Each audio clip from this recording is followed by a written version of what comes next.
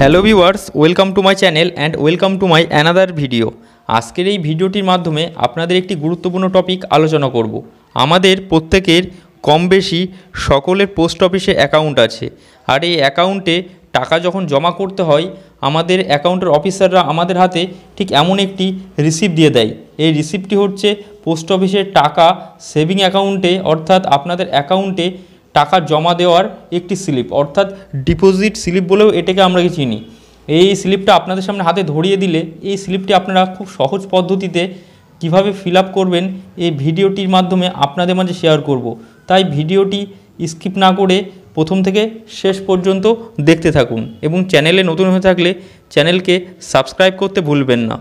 প্রথমেই দেখুন বন্ধুরা, ঠিক পোস্ট অফিসে টাকা জমা দেওয়া বা ডিপোজিটের কথা বললে ঠিক অফিস থেকে আমাদের এমন একটি স্লিপ দেয়, যেই স্লিপের এক পাশে রয়েছে ইংলিশ মিডিয়ামে লেখা, অর্থাৎ আপনারা এখানে ইংলিশে ফিল আপ করতে পারবেন, বা এক পাশে রয়েছে হিন্দি, অর্থাৎ যে সমস্ত মানুষেরা হিন্দিতে ইউজ করবেন তাদের জন্য এতে হিন্দিতে ঠিক একই ফর্ম উল্টো দিকে হিন্দিতে লেখা আছে।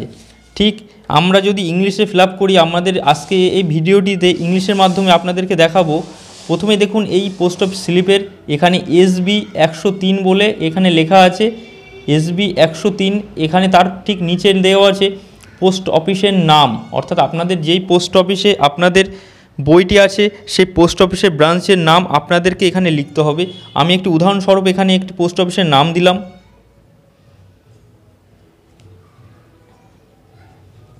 এখানে নাম দেওয়ার পরবর্তীতে তার পরবর্তী কাজ হচ্ছে আপনাদের অ্যাকাউন্টে যে টাইপটি আছে, এখানে দেখুন অ্যাকাউন্টে যে টাইপটি আছে SB হলে SBতে আপনাদেরকে এখানে রাইট দিতে হবে, SBর পরবর্তীতে RD হলে RDতে আপনাদের রাইট দিতে হবে, কিংবা TD এইখানে আপনার যে ব্যাংকের সেভিং অ্যাকাউন্টের বই সেখানে এই তথ্যটি আপনাদেরকে দেওয়া আছে। যদি ব্যাংকের অ্যাকাউন্ট SB যদি থাকে তাহলে SBতে আপনাদের এখানে রাইট চিহ্ন বসিয়ে দিতে হবে, এবং এছাড়াও আপনাদের যেই ব্যাংকের টাইপটি হবে অ্যাকাউন্টের টাইপ সেখানে আপনাদেরকে যে রাইট চিহ্নটি বসাতে হবে। তার পরবর্তী কাজ হবে আপনাদের এই অ্যাকাউন্ট নাম্বারটি সম্পূর্ণ নির্ভুলভাবে আপনাদেরকে অ্যাকাউন্ট নাম্বারটি আপনাদের এখানে সম্পূর্ণভাবে বসাতে হবে।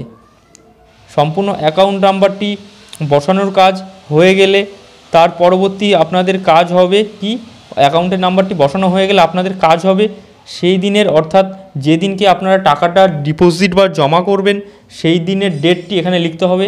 ডেটটি লেখার আগে এই জায়গাটি আপনাদের মনোযোগ সহকারে দেখতে হবে। দেখুন এখানে প্রথমে দুটো ডে অর্থাৎ যে দিন, তার পরবর্তীতে মান্থ দুটো এখানে দেওয়া আছে, তার পরবর্তী চারটে ঘর ওয়াই লেখা আছে, ওয়াই অর্থাৎ এখানে ইয়ার, অর্থাৎ প্রথমে দুটো অর্থাৎ আমি উদাহরণস্বরূপ এখানে যদি ডেট আমি 12 তারিখ দিই, তার পরবর্তী মান্থ দিলাম আমি 01, তার পরবর্তী ইয়ার রয়েছে 2050 দিলাম আমি উদাহরণস্বরূপ হিসাবে। এখানে এটা হলে এমনভাবে আপনাদেরকে এই ডেটের এই জায়গাটি দেখে সম্পূর্ণ ভালোভাবে ফিল আপ করতে হবে।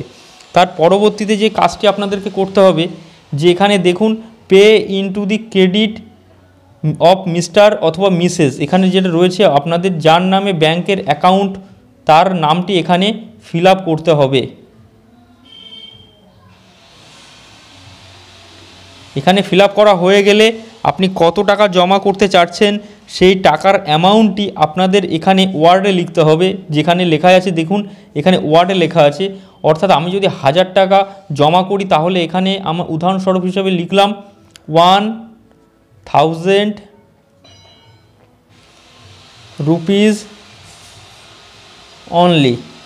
এখানে প্রথমে আপনাদের অক্ষরে লিখতে হবে, তার পরবর্তীতে এখানে একটি দেওয়া আছে দেখুন এই জায়গাটি আপনাদেরকে সংখ্যায় লিখতে হবে। সংখ্যায় লেখা হয়ে গেলে এখানে সংখ্যায় এখানে আপনাদেরকে ওয়ার্ডে লেখার পরবর্তীতে কাজ হবে কি, এখানে যদি আপনারা চেকের মাধ্যমেও টাকা জমা করেন এই ফর্মটিতে আপনাদের চেকের মাধ্যমেও টাকা জমা হবে। যেখানে যদি আপনারা ক্যাশ জমা করেন তাহলে এই পার্টটি আপনাদেরকে ছেড়ে দিতে হবে। এখানে দেখুন এখানে লেখা আছে ক্যাশ অথবা চেক নাম্বার, চেক হলে এখানে চেক নাম্বারটি এখানে ফিল আপ করবেন এবং ডেট বসাবেন। এখানে চেকের নাম্বার এবং ডেট বসানোর পরবর্তীতে তার পরবর্তীতে কোন ব্যাংকের চেক ছিল সেটা আপনাদের এই চেক হলে এই জায়গাটি আপনাদেরকে ফিল আপ করতে হবে, না হলে এই জায়গাটা সম্পূর্ণ ফাঁকা রেখে দেবেন। এমন ক্রস দেওয়ার দরকার নেই, আপনারা সম্পূর্ণ এই জায়গাটি ফাঁকা রেখে দেবেন, কোনো কিছু ফিল আপ করতে হবে না যদি আপনারা ক্যাশে জমা করেন। আর যদি আপনারা এই জায়গাটি চেকের মাধ্যমে জমা করেন এখানে কোনো অ্যামাউন্ট লেখার কোনো দরকার নেই, যেটি ওয়ার্ডে এটি ক্যাশের ক্ষেত্রে। তার পরবর্তীতে রয়েছে দেখুন, পরবর্তীতে আপনার কাজ হচ্ছে সিগনেচার অফ দ্য ডিপোজিটর, অর্থাৎ যে ব্যক্তি টাকাটি জমা করবেন তার সিগনেচার বা থাম্ব ইমপ্রেশন এই জায়গাটি আপনাদেরকে দিতে হবে, যেখানে সিগনেচারের কথা বলা আছে এখানে সিগনেচার আপনাদেরকে দিতে হবে। এখানে সিগনেচার দেওয়ার পরবর্তীতে আপনার কাজ হলো এই সিগনেচার, ডেট এবং এখানে কত টাকা জমা করছেন এবং আপনাদের ব্রাঞ্চের নাম, এখানে সম্পূর্ণ তথ্যটি আপনাদেরকে একবার সম্পূর্ণ দেখে নিতে হবে। দেখে নেওয়ার পরবর্তীতে এখানে দেখুন একটা মোবাইল নাম্বার বলা আছে, মোবাইল নাম্বার একটি যদিও না দিলেও কাজটি হবে আপনাদের, কিন্তু মোবাইল নাম্বার যদি আপনাদের জানা থাকে বা প্যান নাম্বার জানা থাকে এখানে আপনাদেরকে সম্পূর্ণ তথ্যটি এখানে ফিল আপ করতে হবে। এখানে মোবাইল নাম্বার থাকলে মোবাইল নাম্বার দেবেন, আর প্যান নাম্বার থাকলে এখানে প্যান নাম্বারটি আপনাদেরকে ফিল আপ করতে হবে। এবং ডিপোজিটারের নেম অ্যাড্রেস যদি আপনারা চান তাহলে ডিপোজিটারের আপনাদের যেই টাকাটি জমা করছেন তার নাম অ্যাড্রেস এখানে আপনাদের সম্পূর্ণ ফিল আপ করতে হবে। ফিল আপ করার পরবর্তীতে আপনাদের এই যে ফিল আপ করলেন টাকার সাথে এই রিসিপ্টটি আপনাদেরকে যে পোস্ট অফিসে অফিসার থাকবে তার হাতে জমা করলে আপনাদের টাকাটি অ্যাকাউন্টে জমা হয়ে যাবে। এই জমাটি হয়ে যাবে খুব সহজ পদ্ধতিতে। এই ছিল আমাদের সম্পূর্ণ ভিডিও। বন্ধুরা, ভিডিওটি যদি ভালো লেগে থাকে ভিডিওটিকে লাইক, শেয়ার এবং একটি সাবস্ক্রাইব করে দেবেন এবং পরবর্তী এমন আপডেট ভিডিও সবার আগে আপনার কাছে পৌঁছাবে।